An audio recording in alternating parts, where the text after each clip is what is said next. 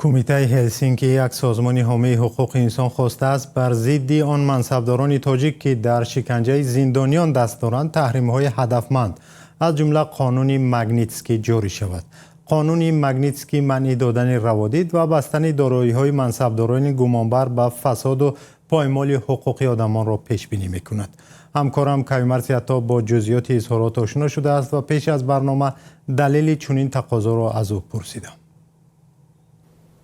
عبدالمومن، اگر بسیار کوتاه گوییم دلیل شکنجه زندانیان و به ویژه آنهایی بود است که با انگیزه های سیاسی در بازداشتگاه و محبس های تاجیکستان هستند و به احتمال زیاد گزارش رادیوی آزادی درباره وضع محمد علی حید معاون زندانی رئیس حزب در تاجیکستان ممنوع نهضت اسلامی نیز برای نشر این اظهارات سبب گشته است، چون کمیته نروژی هلسینکی روز 29 ایون در شرح طلبش گفته است مقامات سالهای دراز محمد علی حید معاون زندانی رئیس حزب ممنوع نهضت را مورد شکنجه و رفتار بیرحمانه و تحقیرآمیز قرار داده او را در شرایط وزنین و طاقت فرسا در زندان نگه می‌دارند. محمد علی حید سال 2015 دستگیر و به حبس عمرباد محکوم شده است و نزدیکانش در نیم سال تنها یک بار حق دارند که با او ملاقات کنند و بار آخر همسر و دو خواهرش روز 2 ایون با او گپ زدند. خواهرش گلببی حیدتova روز 16 ایون در صحبت با رادیوی آزادی گفت که برادر 68 ساله شکایت کرده است که او را لوچ در بالای برف نگاه داشته، با کلتک زدند و بعد آن در آب نگاه داشته و سپس 2 هفته در حجره یا اتاق تنبیه هم محکم کردند. فیروز محمد علی پسر محمد علی حید نیز به کمیته نروژی هلسینکی گفته است که پدرش را طی سالهای آخر در بازداشتگاه بارها با مشت و لگد و کلتک زدند و او شنوایی یک گوشش را تقریبا از دست داده است. از نشر اظهارات کمیته هلسینکی 3 روز گذشت و قبل از برنامه از همکارم کیومرث پرسیدم که آیا جانب تاجیکستان هم واکنشی کرده است یا نه.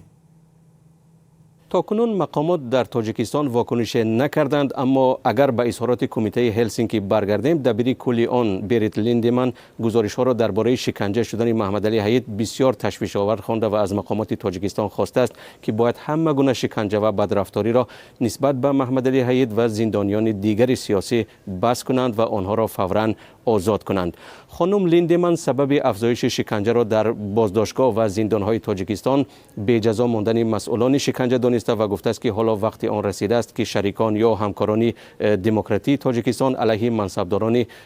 تاجیک که در شکنجه دست دارند تحریم‌های هدفمند مثل قانون مگنیتسکی جاری کنند.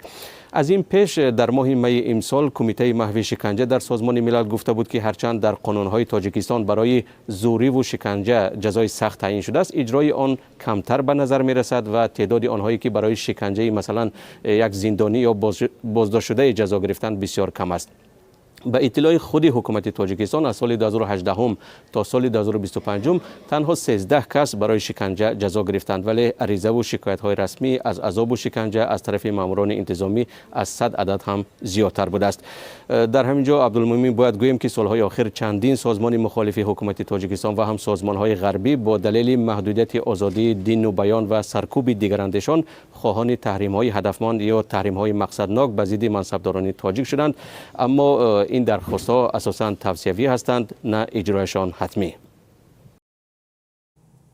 تشکر از همکارم کیومرث عطا که درباره پیشنهاد مجازات مقامداران تاجیک متهم به شکنجه زندانیان معلومات داد. یادآور می‌شویم که قانون مگنیتسکی با نام محاسب روس سرگئی مگنیتسکی مربوط است که سال 2009 درباره فساد